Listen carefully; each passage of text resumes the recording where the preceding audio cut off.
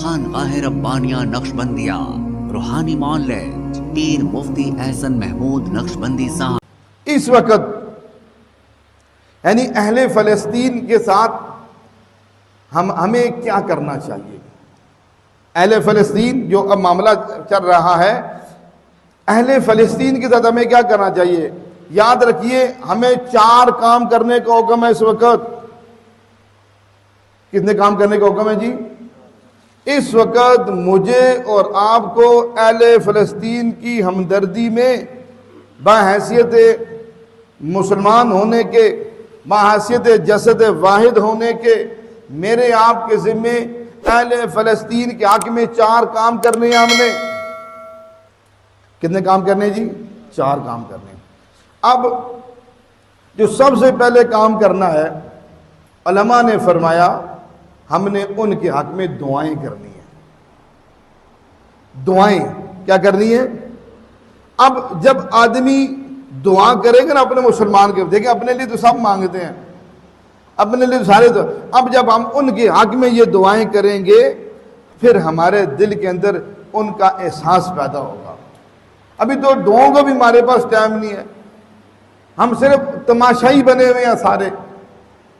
اس وقت عمومی طور پر فضا ہماری تماشائی بنی ہوئی ہے، سب ان کا تماشا دیکھ رہے ہیں۔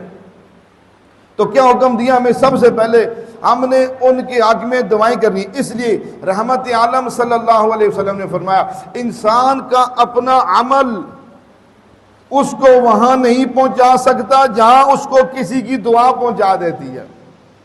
اللہ نے دعا کے اندر تاثیر رکھی ہے، آسمانوں کو چیرتی ہوئی جاتی ہے۔ اس لیے فرمایا مظلوم کی دعا کو رد نہیں کیا جاتا۔ اللہ کے ہاں دعا کی اہمیت ہے۔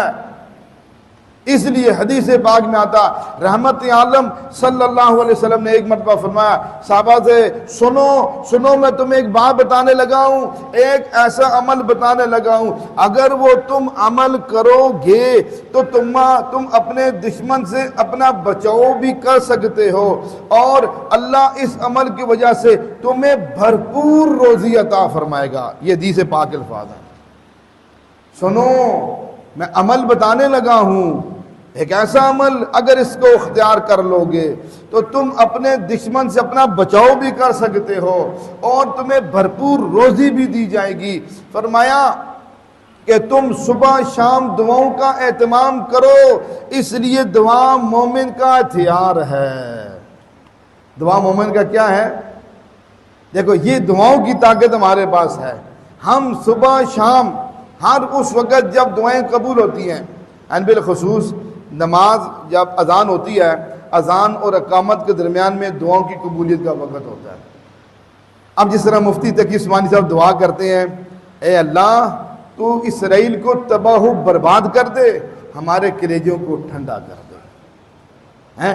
اب میری آپ کی ہر وقت اے اللہ، اور کوئی اے اللہ اسرائیل کو صفحہ ہستی سے مٹا دے۔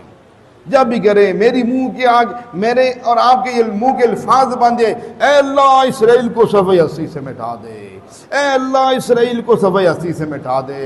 یعنی وہ جس طرح مسلمانوں پہ ظلم کر رہا ہے، یقین جانیے اس بات کا حق بنتا ہے کہ اللہ اسرائیل کو نشان عبرت بنائے، اس کے حواریوں کو بھی اللہ نشان عبرت بنائے، اس کی پشت پناہی کرنے والوں کو بھی اللہ نشان عبرت بنائے۔ یہ میرے آپ کے ذمہ ہے۔ اس لیے یہ دعاؤں کی ایک طاقت ہے۔ حضور نے مومن کا ہتھیار دیکھیں، میرے آپ کے پاس ہتھیار موجود ہے۔ اب میں اور آپ 3000 کلومیٹر کا سفر نہیں کر سکتے، 3000 کلو، اب جہاد گرد و نما کے اوپر فرض ہے ہمارے اوپر۔ جو چیزیں میں وہ بتا رہا ہوں جو ہمیں کرنے کے کام کہے ہیں کہ ہم وہ کام کریں، ہمیں جو کام کہے گئے ہم ان کے اندر لگے۔ تو سب سے پہلے میں اور آپ مل کر اس دعا کی طاقت کو بڑھائیں، خود بھی دعا کریں، گھر والوں کو بھی اس کے بارے میں فکر مند کریں، خود بھی اس کا اہتمام کریں، گھر والوں کو بھی اس کا اہتمام کریں۔ جتنی میں اور آپ مل کر یعنی دعائیں کریں گے، اللہ تبارک و تعالیٰ اس کی برکت سے ان کی کیا کرے گا؟ بولیے کیا فرمائیں گے؟ اللہ پاک ان کی مدد فرمائیں گے، ان کے ساتھ اللہ تعاون فرمائیں گے، یعنی میری اور آپ کی دعاؤں کی طاقت ان کو پہنچے گی۔ تو سب سے پہلا کام میرے آپ کے ذمہ ہوا ہم خود کریں، اس کی آگے لوگوں کو ترغیب دیں، گھروں کے اندر اس کی بات کی ترغیب دیں کہ مسلے کے اوپر بیٹھ کر ہاتھ اٹھا کر دعا کرتے رہو، اے اللہ تو اسرائیل کو صفحہ ہستی سے مٹا دے، اے اللہ ہمارے کلیجوں کو ٹھنڈا کر دے، اے اللہ یہ بہت ظلم کر رہے ہیں مسلمانوں پر اور مسلمان تماشائی بنن کو دیکھ رہا ہے۔ ایک بات، پہلا کام مکمل ہوا۔